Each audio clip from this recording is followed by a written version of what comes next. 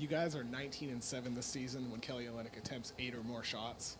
Have you guys tried to make more of an effort to feed him the ball, like you guys did in the fourth quarter? I think he's just being more aggressive. I mean, I think guys have always tried to give him the ball in the right spots. He's less hesitant to shoot. He's less hesitant to be aggressive. He's less hesitant to be a guy that we all expect to shoot the ball and score the ball. I mean, there's no reason he shouldn't. He puts in enough time to be a good shooter and scorer. And so, whether that is learning where his spots are, whether that is feeling more comfortable, more experience, whatever it is, it's never been a skill or a desire issue from our part. We've always wanted him to shoot it. Celtics win 113-94 on the Garden Report, powered by Grandstand on CLNS Radio and Celtics blog. Yes, I'm the boss.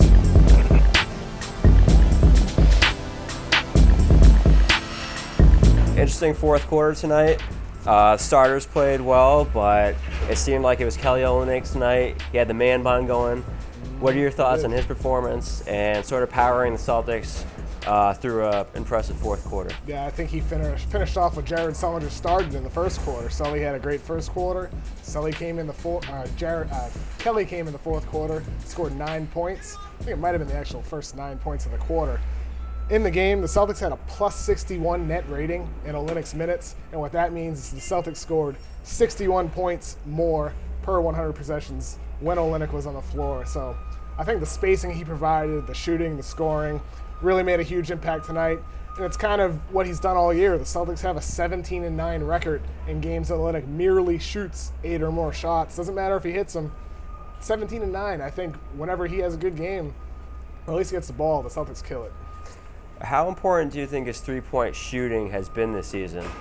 I mean, he only took two three-point shots attempts tonight, but it seemed like he was bending the defense, really able to exert his will in a number of different ways. Do you think his improvement has helped the offense as a whole? Yeah, definitely. I mean, after the game, I asked Brad about that stat, 17-9, when he shoots over 8 times, and I mentioned, are you guys trying to feed him the ball more? And Brad said, no, he's just being more aggressive. So if that's true, if they really aren't feeding him the ball more, then I think, yeah, his improvement has happened internally, which has helped the Celtics because they need him to be a good player. The stats show it historically last year and this year. They do well when he does well. And I think the reason why is because they're going to get something every night from guys like Isaiah Thomas, from guys like Avery Bradley, for the most part. So when they get that third guy to come in and make a huge impact scoring the ball, that makes them like a 50-plus win team, essentially, when he has those types of games. So his improvement now, he's one of 4 players shooting 50% or better since Thanksgiving. It makes them a super, super effective team that could really, I think, make a run towards the end of the season, much like last year. Now, I don't report in these games too often. It's normally Jared Weiss in this seat. Let's talk about another guy, Marcus Smart, because I'm sure it's very rare that the 4 bench players are the guys with the mics after the game. Yeah. And tonight it was the night with Jerebko, Turner, Smart, and Olynyk. Let's talk about Smart. He led the team with 3 steals tonight, and he seemed to really dominate on defense as he has over the course of this season.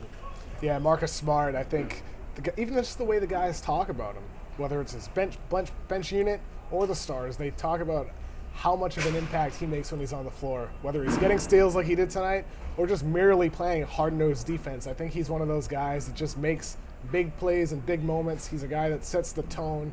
One of those players where stats don't always tell the whole story. So like offensively, he might miss a lot of shots some nights, but when he's hitting the 3, he's an effective two-way player. But he's always going to give you defense, and I think that's always going to give him a role on the team. Is this what the Celtics kind of imagined going into this season? It seems like over the course of the past few games, and even over the streak where the Celtics scored over 100 points, that Brad Stevens has kind of settled in on a nice rotation, mostly 9. Zeller gets in here and there, and David Lee's been riding the pine. Do you think that's really helped them grow as a team? Yeah, I think you make a good point about with the rotation being tightened. Basically 9 guys have played for almost the entire month. They've super glued David Lee to the bench. RJ Hunter and Jordan Mickey and Terry Rozier are just playing in the D-League now. So I think guys are just focused on their roles. They know what to expect when it comes to their role responsibility.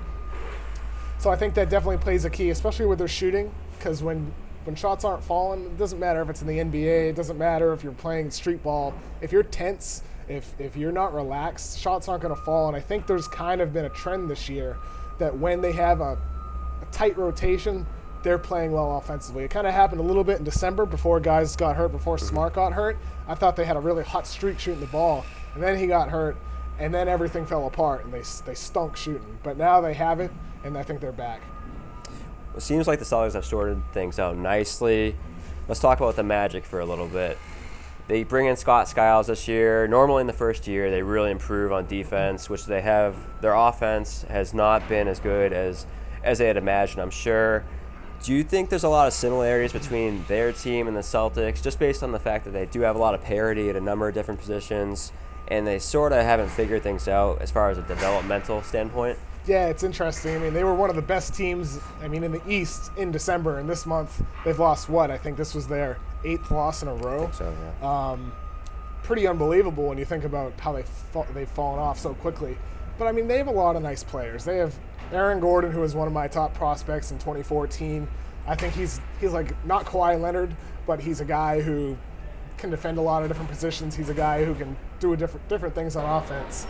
Victor Oladipo, solid player. Alfred Payton, developing as a point guard, improving his shot.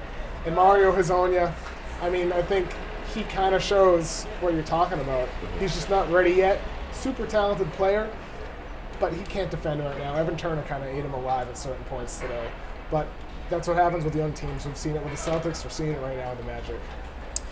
As the game started, it seemed like Sullinger was the focal point on offense. I'm not sure if that was on purpose or they just had a nice matchup there early on. They wanted to feed the big guy down low.